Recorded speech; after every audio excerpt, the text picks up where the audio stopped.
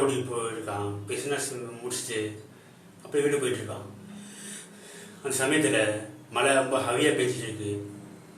அப்படி போயிட்டு இருக்கும்போது தான் அவனுக்கு இடது பக்கம் ஒரு முஸ்லீம் பொண்ணு மலையில் நினைச்சபடி நின்று லிஃப்ட் கேட்டுட்டு இருக்கு. இவனை பக்கத்தில் போய் வண்டி நிப்பாட்டி எங்கே போகணுன்னு கேட்குறான். பக்கத்து வில்லேஜுக்கு போகணுன்னு சொல்லுது. உடனே அந்த பொண்ணை வண்டியில் ஏற்றுறான்.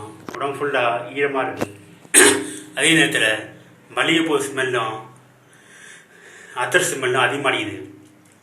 சரி இவன் ஏசி போட்டுட்டு போய் தூரம் போகிறான். அந்த சமயத்தில் வண்டிக்குள்ளே இன்னும் அதிகமான குளிர்ச்சியான காற்று அடிக்குது. அந்த காற்று அடிக்கும்போது காற்று அதிகமாக தாங்க முடியல. அதனால் ஏசி நிப்பாட்டிடுறான். ஆனால் ஏசி நிப்பாட்டினப்போ அந்த குளிர்ச்சியான காற்று அதிகமாக அடிக்குது.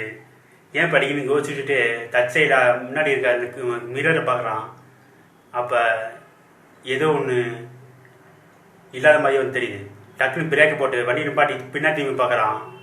வண்டியில் ஏறின அந்த பொண்ணு அங்கே இல்லை.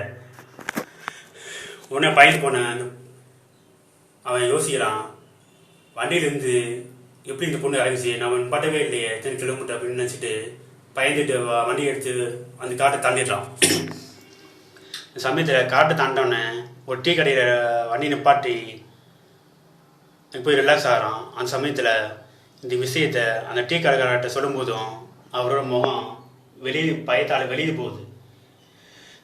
அவர் பயந்து இருக்கிறத பார்த்து அந்த அரைச்சுன்னு விவரத்தை கேட்குறான், ஏன் இப்படி பயந்த மாதிரி இருக்கீங்கன்ட்டு. அப்போ தான் அவர் ஒரு விஷயத்த சொல்கிறாரு.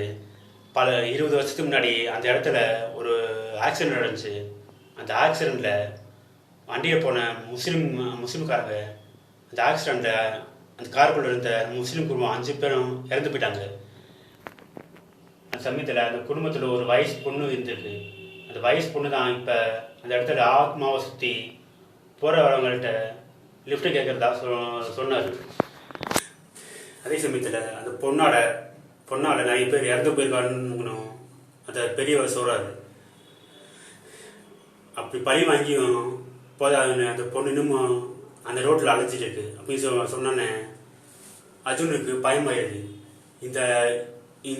இந்த இன்சிடெண்ட்டில் நீங்கள் தான் உயிரோடு தப்பிச்சிருக்கீங்கன்னு அவர் சொல்லும்போதும் இன்னும் பயம் அதிகமாகுது அர்ஜுனுக்கு.